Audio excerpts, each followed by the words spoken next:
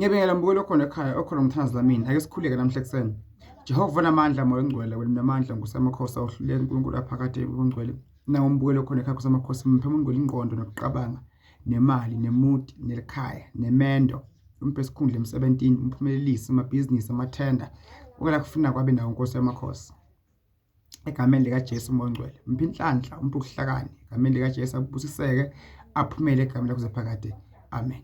Mbukelo khona ekhaya kuma ngomthandazo lamini be-30 Mpumalanga ngizobe ngikhona lapha eSoweto next to Maponya Mall nge-3 zikaJune sasalokusako. Uma ngidinga mbukelo khona ekhaya ngithinte sihlole sibone impilo yakho ivinjwe yini ungaphumela kanjani.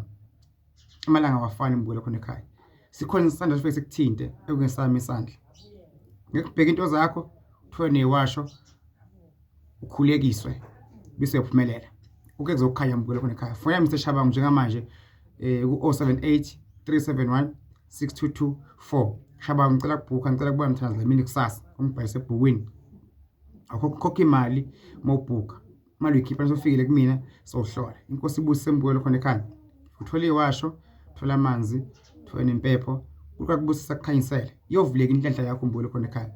Ngikuthola insebenzo yami noma ngeke ngabheka inkinga zakho uzobusiseka ungaphuthela.